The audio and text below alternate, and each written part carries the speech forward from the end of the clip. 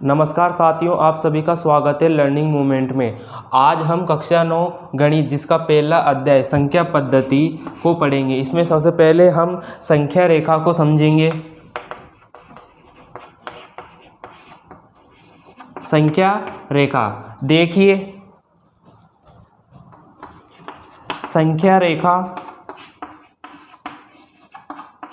एक सरल रेखा है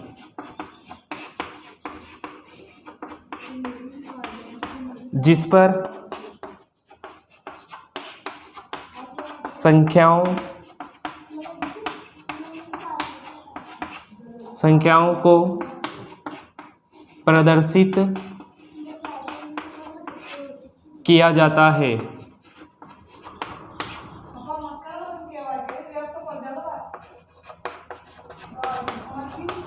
देखिए, एक सरल रेखा है ये,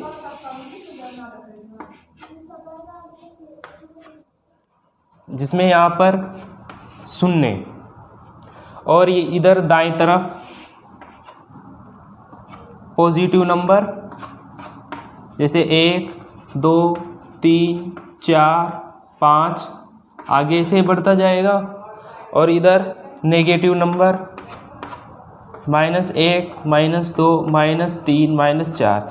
ऐसा नहीं है कि इस पर केवल जो पूर्ण संख्याएं हैं जो वस्तुओं को गिनने में हमारी सहायता करती है, ऋणात्मक संख्याएं हैं, यही प्रदर्शित होती है। इस पर परिमेय संख्या यानी कि आपकी जो बटे वाली संख्याएं जैसे 1/2 जो कहाँ पर होती है, यहाँ पर आदि। ऐसे इसमें अगर हम 1 में 1/2 जोड़ते हैं तो देखिए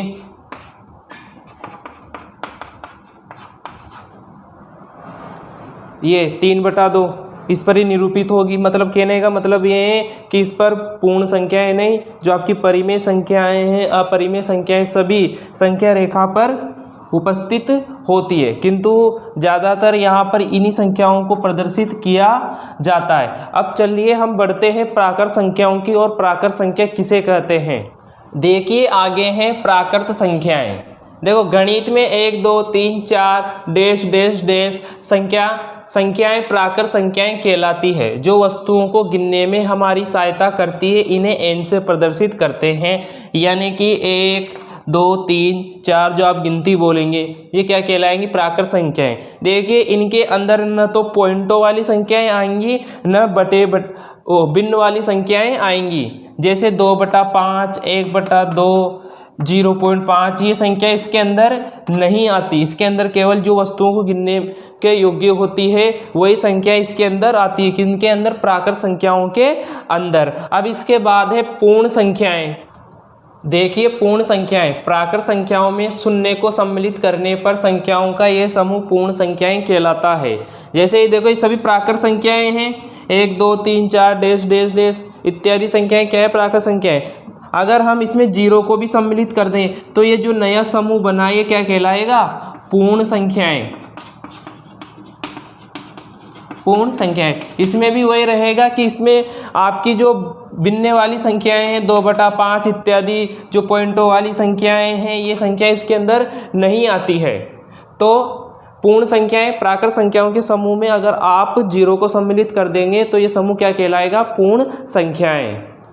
पूर्णांक संख्याएं पूर्ण संख्याओं में ऋणात्मक संख्याओं को सम्मिलित करने पर संख्याओं का बना नया समूह पूर्णांक संख्याएं कहलाता है। जैसे देखिए, ये थी प्राकृत संख्याओं का समूह, इसमें हमने 0 को सम्मिलित कर दिया, ये क्या बन गया? पूर्ण संख्याओं का समूह। देखिए, अब पूर्ण संख्याओं में अगर हम ऋणात्मक संख्याओं को सम्मिलित कर दें तो ये संख्याओं का जो नया समूह बना ये क्या कहलाएगा?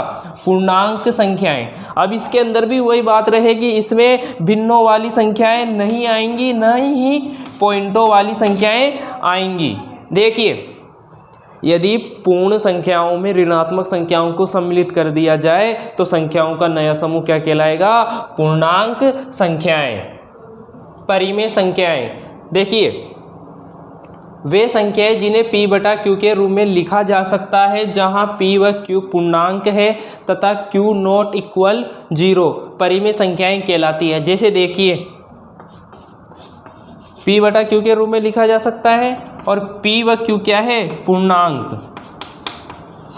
पूर्णांक बटा पूर्णांक। अब देखिए यहाँ पर 5 क्या है, एक पूर्णांक, क्योंकि हमने कहा था जब पूर्ण संख्या में ऋणात्मक संख्याएं सम्मिलित की जाती है संख्याओं का ये समूह क्या कहलाएगा, पूर्णांक संख्याएं। तो 5 क्या है, एक पूर्णांक संख्या। यहाँ से देखिए -2 भी क्या है, एक पूर्णांक संख्या। तो -5/2 क्या होगी, एक परिमेय संख्या। और उदाहरण लेते हैं हम, जैसे -17 बटे में लिख दे हम इसके -2।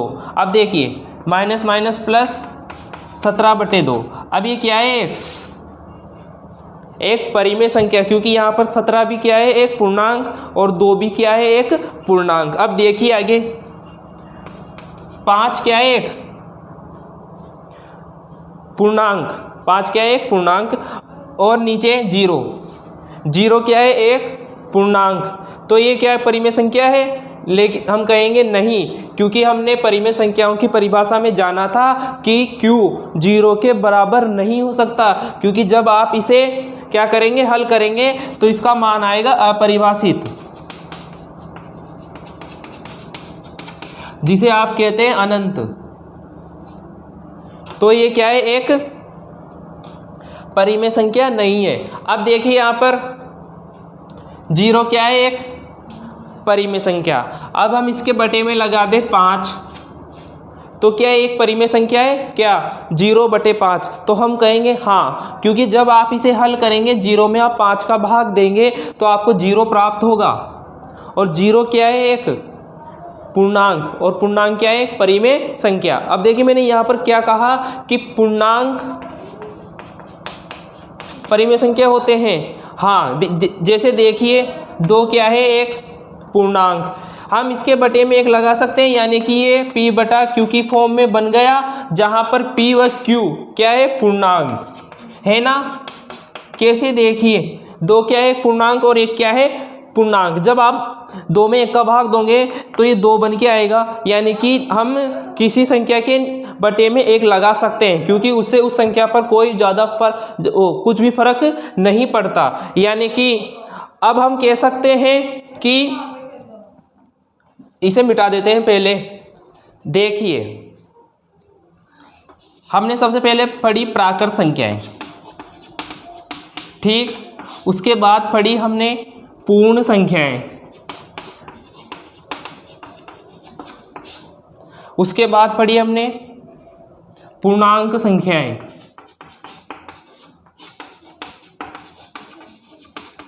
फिर उसके बाद पढ़ा हमने परिमेय संख्याएं।